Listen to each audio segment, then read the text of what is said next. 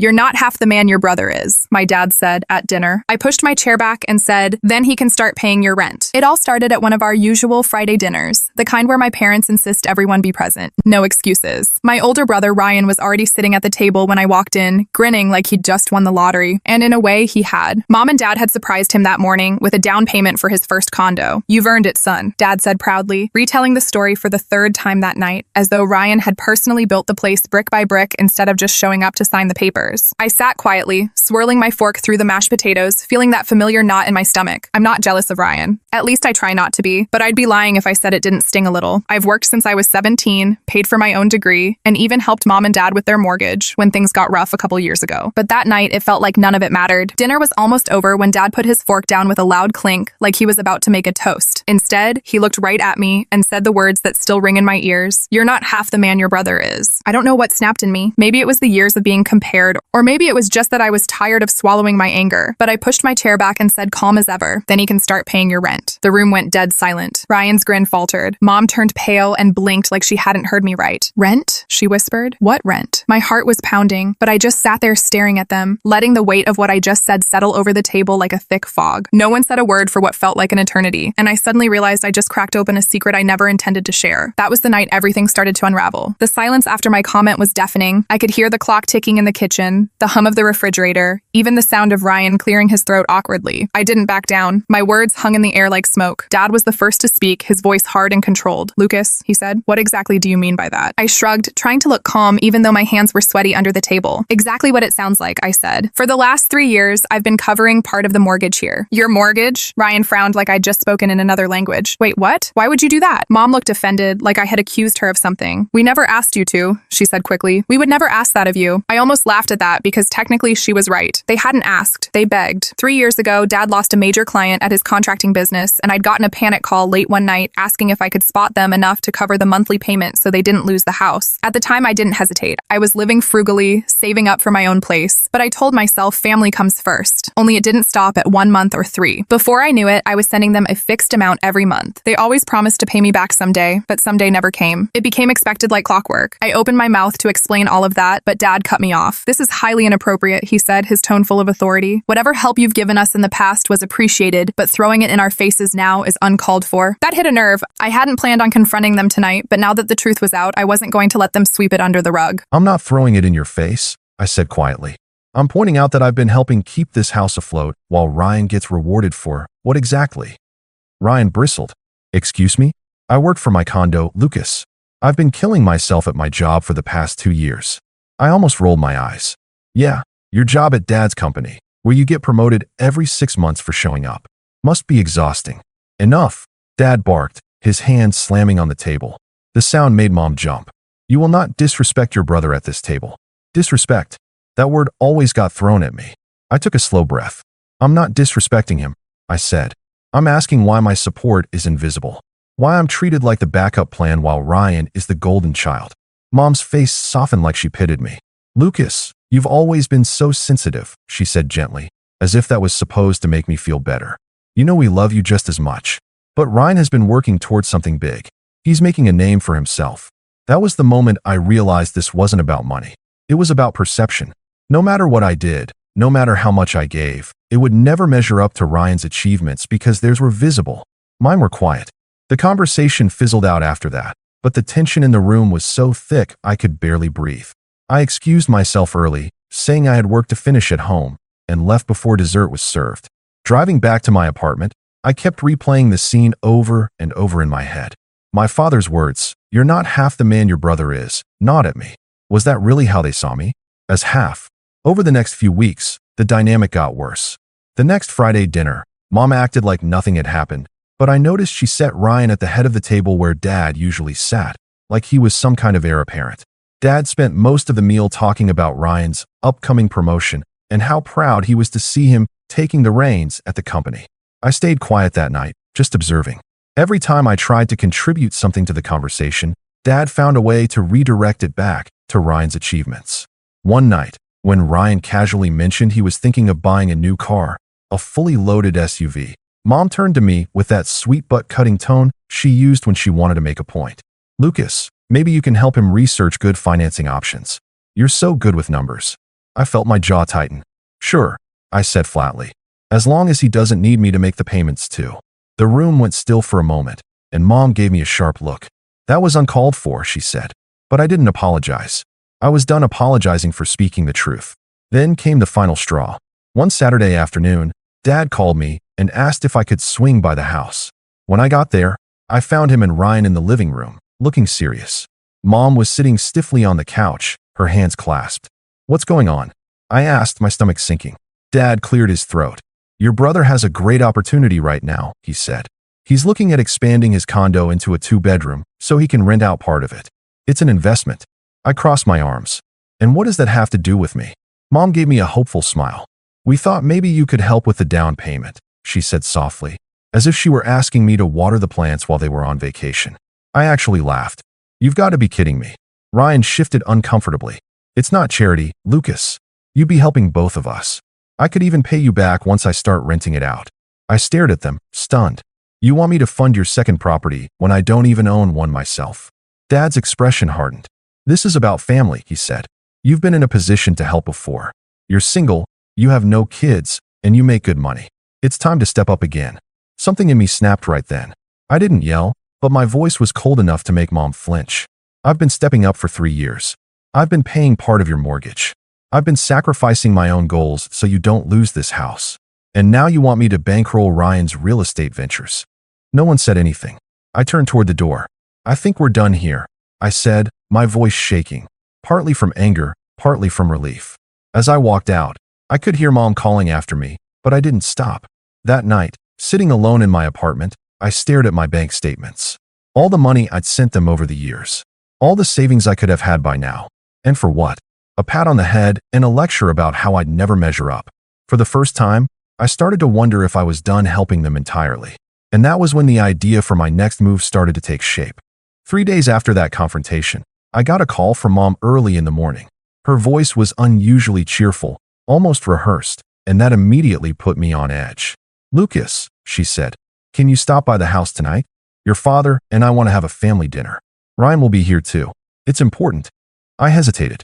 Part of me wanted to say no, to protect my sanity and keep my distance, but a smaller part of me was curious. Maybe they wanted to apologize. Maybe, for once, they had realized how out of line they'd been. Against my better judgment, I agreed. When I pulled into the driveway that evening, the house looked the same as always, but there was a strange tension in the air, like the moments before a thunderstorm. I stepped inside and immediately noticed that Ryan was already there, lounging on the couch with a smug little smile. Mom greeted me with a hug that felt more like a peace offering than genuine warmth. Dinner was awkwardly quiet at first, until Dad cleared his throat and said, Lucas, we've been thinking about what you said the other day, about the mortgage and about fairness. I sat up straighter, cautiously optimistic. Dad continued, you've been very generous these past few years, and we do appreciate that. But we also need to think about the future, our future, and this house. The way he said this house made me freeze. What about the house? I asked. Mom exchanged a quick glance with Dad before speaking. We've decided to add Ryan to the deed. It took me a second to process that. Add Ryan to the deed? I repeated slowly. Yes, Dad said matter-of-factly. He's going to inherit the house one day anyway. But this way, he can start taking some responsibility for it now. He can build equity. I felt like the wind had been knocked out of me. So let me get this straight, I said, my voice dangerously calm. I've been helping you pay for this house for 3 years, and your solution is to make Ryan a co-owner? Mom looked uncomfortable, but Dad didn't flinch. Ryan is the one who's going to keep the family legacy alive. You've made it clear you want your own place someday. This is what makes sense. I stared at them in disbelief. You didn't even ask me, I said. We didn't need to, Dad replied. You said yourself you were just helping. Help is an ownership. That word, help, stung worse than I expected. I had sacrificed vacations, nights out, even the idea of buying a home of my own, all so they could keep this house. And now they were cutting me out completely, as if I'd never contributed at all. I turned to Ryan, who was suddenly very interested in his plate of food. You knew about this, didn't you? He hesitated, then nodded. Dad told me last week. I didn't think it was a big deal. Not a big deal. I repeated, my voice rising. Ryan, this house wouldn't even still be here if I hadn't been covering part of the payments. You wouldn't have anything to inherit if it weren't for me. Ryan had the audacity to shrug. Look, Lucas, you chose to do that. Nobody forced you. If it bothers you that much, maybe you should stop paying. The casual way he said it, like my contributions were just some hobby I could drop, made my blood boil. I pushed my chair back and stood. You know what? Fine. Consider this my last payment. Dad's jaw tightened. Lucas. No, I interrupted. I'm done. If Ryan is going to be on the deed, then he can be the one to keep this place afloat. I'm not your safety net anymore. Mom looked panicked. Lucas, you can't just pull out now. We're still paying off the loan. That's not my problem anymore, I said. You wanted to make Ryan the man of the house. Congratulations. He can have the whole thing. I turned to leave, but Dad's voice stopped me cold. If you walk out that door, don't expect to come back when things go south. I froze, my hand on the doorknob.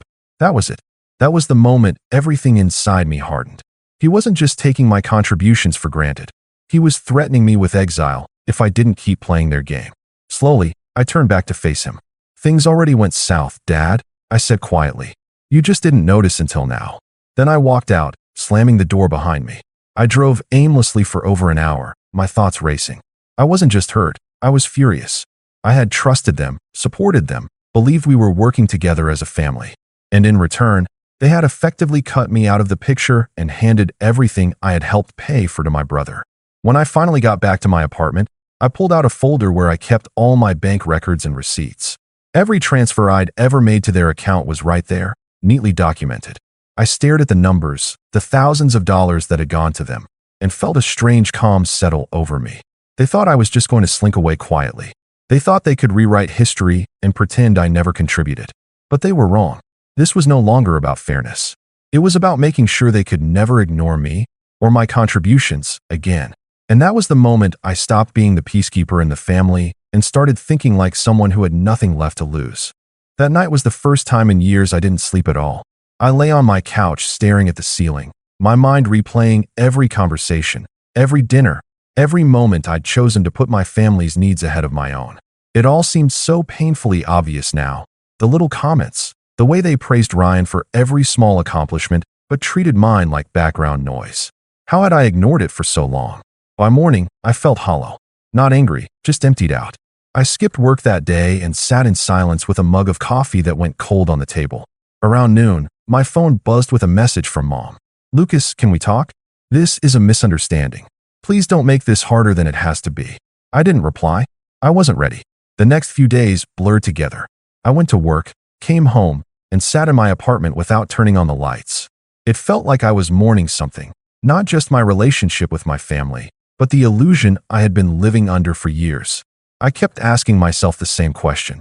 If they could betray me so easily, had they ever really seen me as part of the family at all? Friday rolled around, and for the first time in years, I didn't go to family dinner. Around 7, my phone lit up with call after call from Mom, then Dad, then Ryan. I let them go to voicemail. When I finally checked the messages, they were a mix of guilt trips and veiled threats. Mom's voice was soft, pleading. Lucas, honey, you can't just cut us off like this. We're family. We need to figure this out. Dad's message was harder, colder. You're acting childish.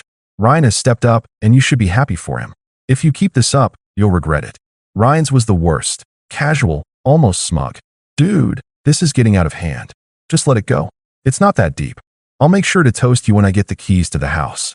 I threw my phone across the couch and buried my face in my hands.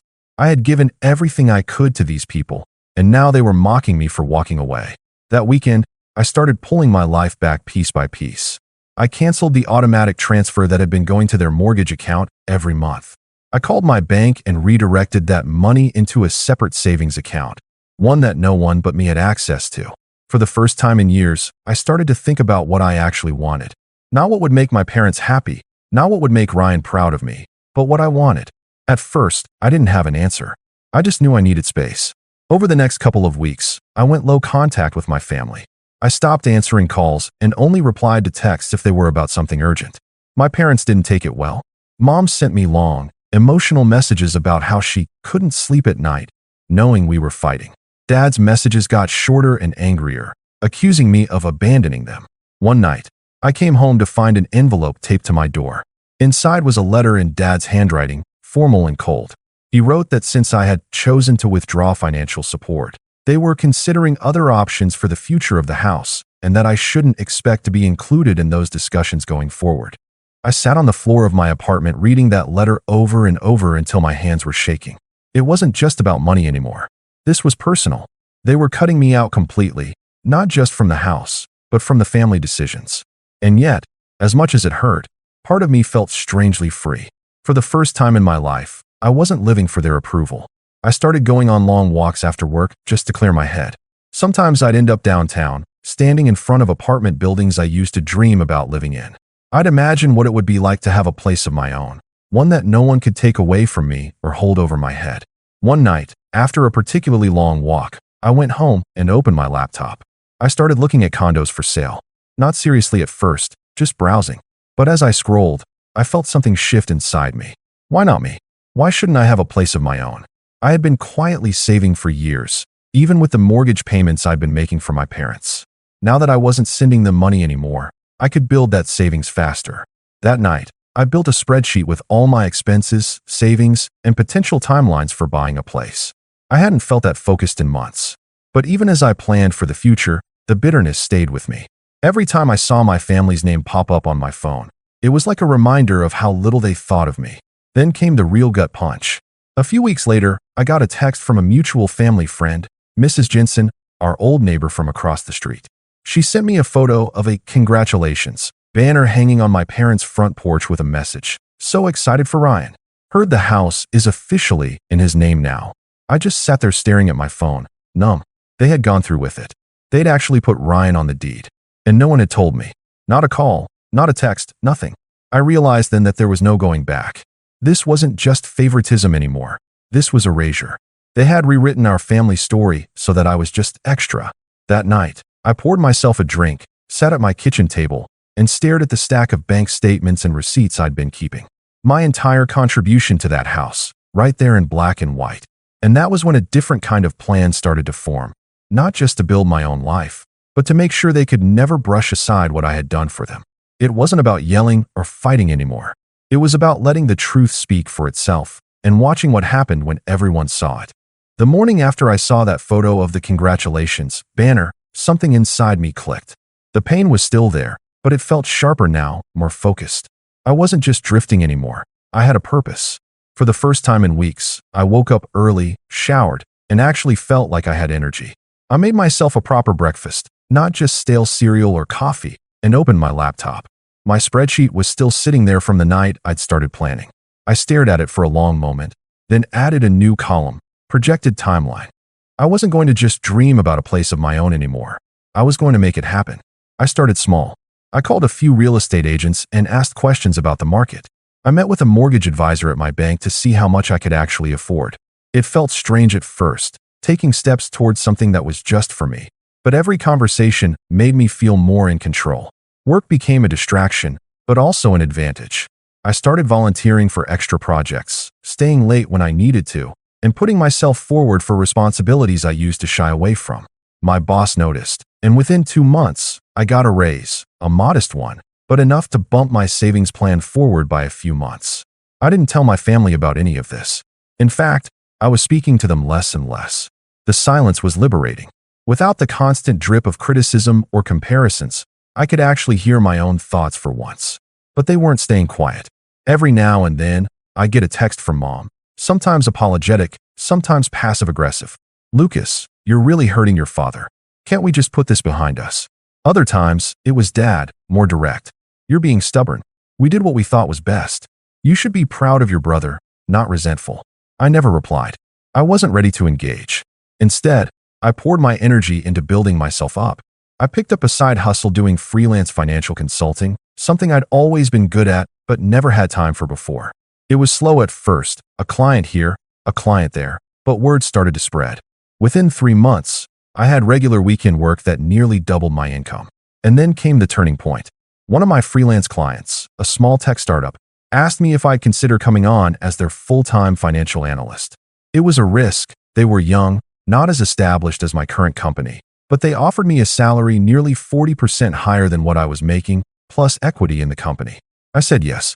The day I handed in my resignation at my old job, I felt a rush of freedom I can't even put into words. I wasn't just leaving a job. I was leaving behind the version of myself that had stayed small and quiet to keep everyone else comfortable. With my new salary and side hustle income, my savings grew faster than I thought possible. Within 6 months, I was sitting across from a realtor signing papers for my very first condo, a sleek, modern one-bedroom downtown with floor-to-ceiling windows and a view of the skyline. When I got the keys, I just stood in the empty space for a long time, soaking it in. No one had helped me get there. No one could claim ownership over it. This was mine, completely and entirely. I moved in on a Saturday and spent the whole weekend unpacking, hanging shelves, arranging furniture exactly how I wanted it. There was something deeply healing about setting up a space that no one else had a say in. Of course, my family eventually found out. It started with Ryan, who somehow saw a photo I posted on social media, just a casual shot of the view from my balcony. His text came 5 minutes later. "Whoa, nice place. Didn't know you were house hunting." I ignored him. A day later, Mom called. When I didn't answer, she left a voicemail. "Lucas, why didn't you tell us? We would have loved to help you move in.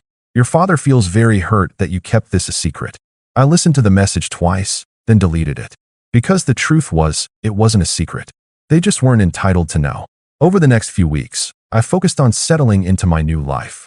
My work at the startup was challenging but exciting, and the company was growing fast. I was part of something that mattered, and for once, I felt like I was exactly where I was supposed to be. Every night when I came home, I'd look around at my condo and feel that same quiet satisfaction. The same walls they'd once told me I'd never be able to afford were now mine. Not because someone handed them to me, but because I had fought tooth and nail to build this life. But even as I thrived, the bitterness didn't go away. If anything, it sharpened. Because I knew what my family was still telling everyone. That Ryan had saved the family home. That he was the one who had stepped up when times were hard. My contributions were invisible, erased, and that burned. One night, I sat at my dining table with that same stack of bank statements and receipts in front of me. Every month, every payment, every dollar I had sacrificed for that house. I spread them out across the table, running my fingers over the numbers. And that's when the idea fully formed, not just to tell the truth, but to show it. If they wanted to pretend I had done nothing, I was going to make it impossible for anyone to believe that. And when the time came, I wasn't going to raise my voice. I wasn't going to argue. I was going to let the facts speak for themselves, and watch as everything they had built on lies came crashing down. By the time spring rolled around, I had turned my condo into a home, not just a place to sleep, but a space that felt like a reflection of me. I had a proper office corner with a sleek desk and a whiteboard where I tracked my goals. My fridge wasn't empty anymore, and my bank account looked healthier than it ever had. Life was good, but that stack of receipts stayed on my dining table like a quiet reminder that I wasn't finished. I started thinking more deliberately about how, when, and where to reveal the truth about everything I had done for my parents' house. I didn't want a shouting match in their kitchen. I didn't want a private confrontation they could sweep under the rug. I wanted everyone, the entire family, maybe even their friends, to see who had actually kept that house standing. That's when fate handed me the perfect setup. One afternoon, I got a call from my cousin Sarah, who I'd always been close with. She hesitated for a moment before saying, "Hey, just so you know, your parents are throwing a family appreciation dinner next month. They send invites to everyone." I frowned. "Family appreciation?" "Yeah," Sarah said, her tone dry. From the way they worded it, it sounds like they're planning to make a big deal about how Ryan has been taking care of the family legacy. I felt my stomach tighten. "You're kidding." "I wish I was," she said. "They even asked me to make a little slideshow of photos of the house over the years.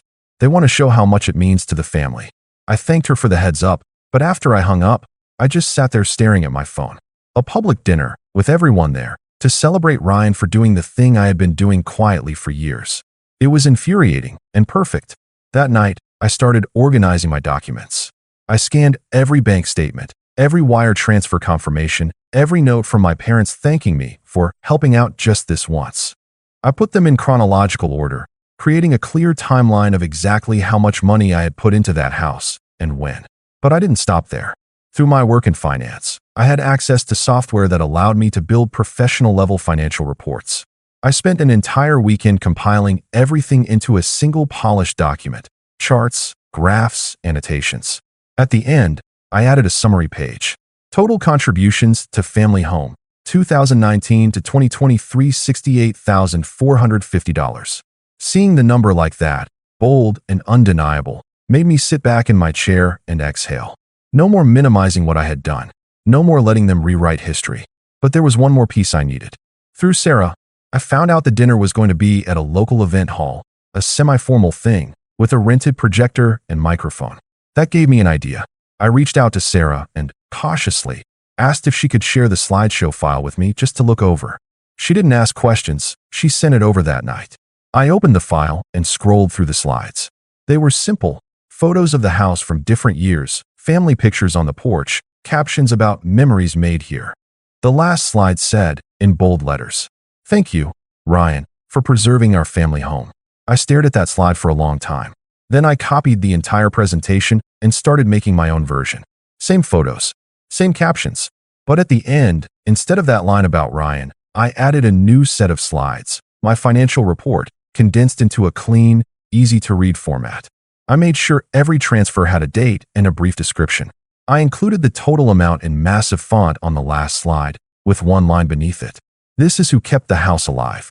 When I was done, I exported the file and saved it in 3 different places, on my laptop, on a flash drive, and in cloud storage.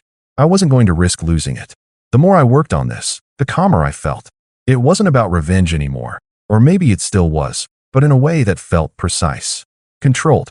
At work, things were also looking up.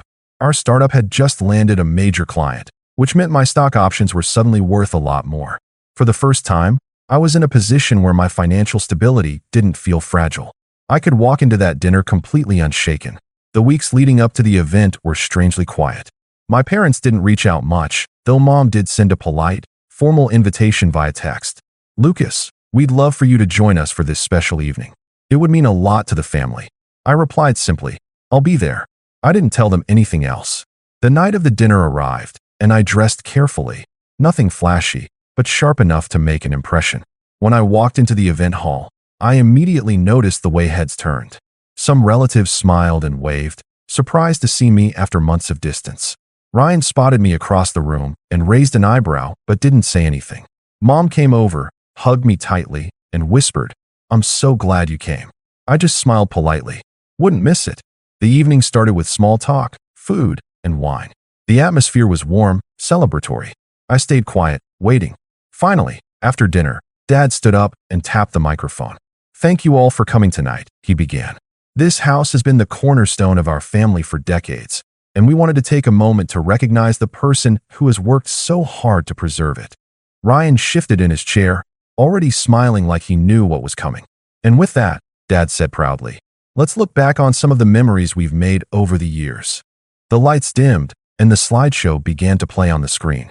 I sat there, my heart pounding, my hand resting casually on the flash drive in my pocket. My moment was coming.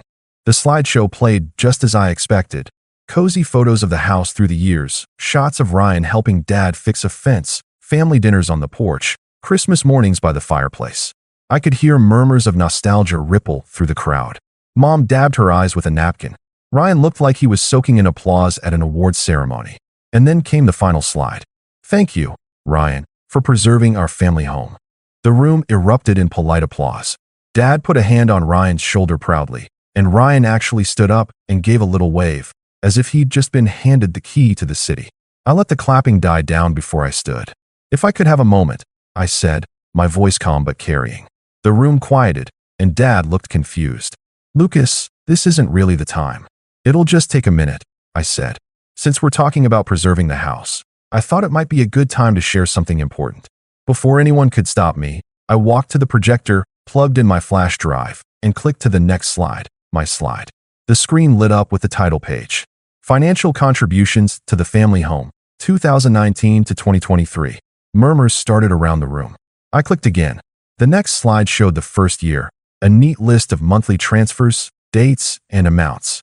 Some were small, others were large, but the pattern was undeniable. Each one labeled, "Mortgage Support." 3 years ago, I began, keeping my voice steady. Mom and Dad called me one night and said they were in danger of losing the house. I sent money to cover that month's payment, and then the next month, and the next.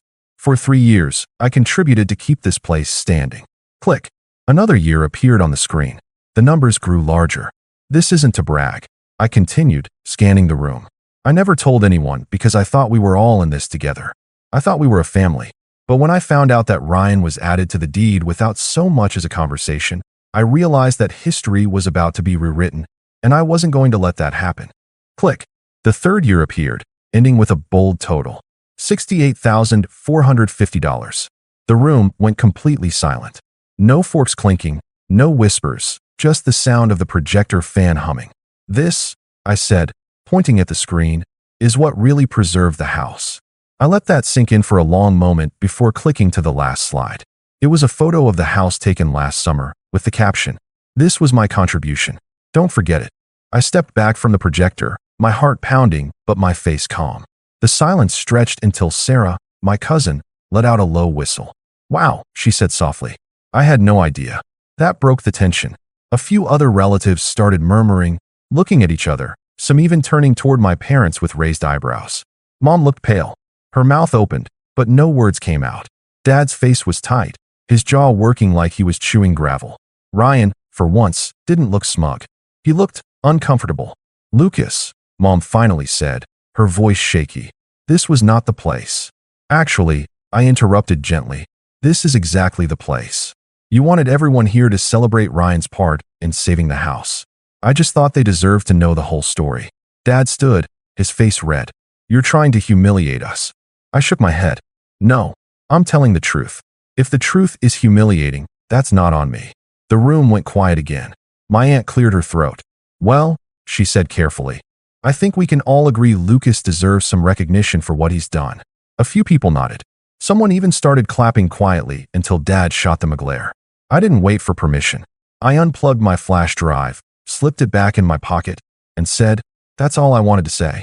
Please, enjoy the rest of your evening." Then I sat back down, calm as ever, while the rest of the room buzzed with whispers. From that point on, the entire energy of the dinner shifted.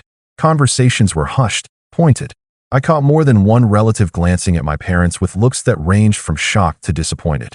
Mom barely touched her plate after that. Dad didn't say another word for the rest of the night.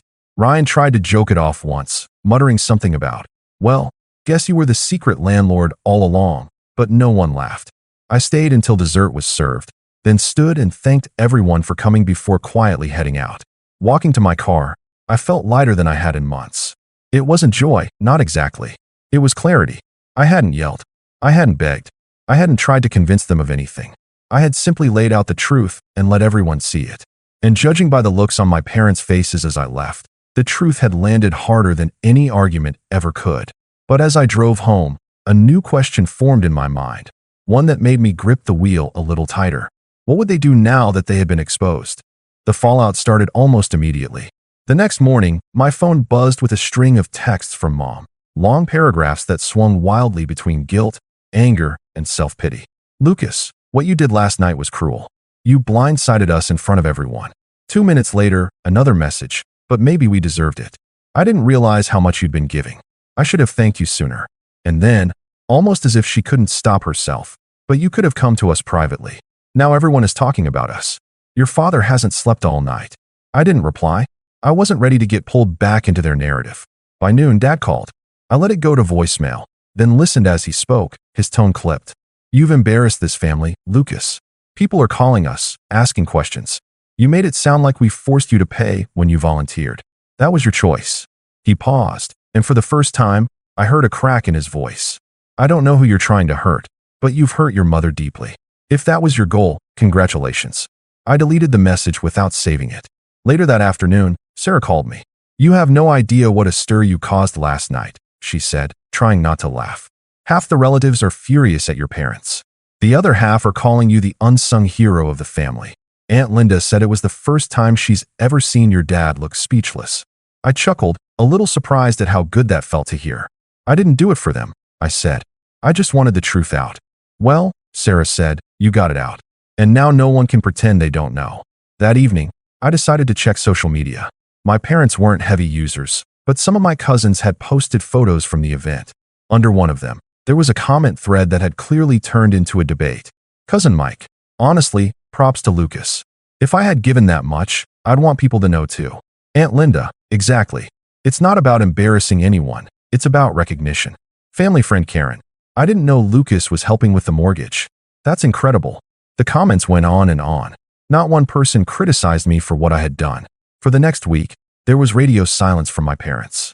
Then, on Friday evening, I got a knock on my condo door. When I opened it, Dad was standing there, looking older than I'd ever seen him.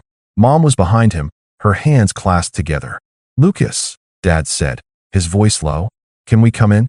I stepped aside and let them in, keeping my face neutral. They didn't sit right away. Mom looked around the condo, taking in the clean, minimalist space. "You've done well for yourself," she said quietly. "Thanks," I said, still standing. Dad finally spoke.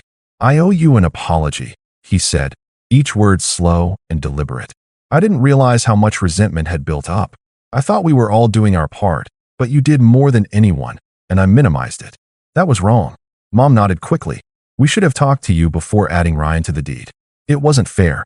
We assumed you didn't care about the house." I exhaled slowly, letting their words hang there for a moment before replying. "It's not about the house," I said. "It's about respect. I was there for you when things were hard, and you acted like it never happened. You made me feel invisible." Dad looked down at the floor. "You're right," he admitted. "We were wrong. I don't expect you to forgive us right away, but I wanted you to hear it from me. We know what you did for us, and we won't forget it." Mom took a step closer. "Your father and I talked. We want to add you to the deed too. It's the least we can do." I shook my head. "I don't want it," I said simply. They both looked surprised. "I have my own place now. My own life. That house was my responsibility for a long time, but it's not anymore. You can keep it, give it to Ryan, do whatever you want with it. I'm done tying myself to something that only brought me grief." Mom's eyes filled with tears. "Lucas, I'm not saying this to hurt you," I interrupted gently. "I'm saying it because I'm finally free, and I want to keep it that way." There was a long silence. Dad finally nodded once. "If that's what you want," he said. "It is." They stayed a few more minutes, awkwardly trying to make small talk, but the energy had shifted. When they finally left, Mom hugged me a little too long and whispered, "I'm proud of you." For the first time in years, I actually believed her. When the door closed behind them, I stood there for a moment, staring out at the city skyline through my window. I hadn't just exposed the truth. I had forced them to see me, really see me, for the first time. And now, for the first time in my life, I wasn't living in the shadow of my family's approval. I was standing on my own, completely and unapologetically. And I knew, deep down, that they would never underestimate me again. Then I turned off the lights, sat on my balcony with a drink in hand, and let the quiet wash over me. Not the heavy silence of being ignored, but the peaceful kind that comes after a storm has passed. Because this time, the house wasn't my burden anymore. It was theirs, and I smiled.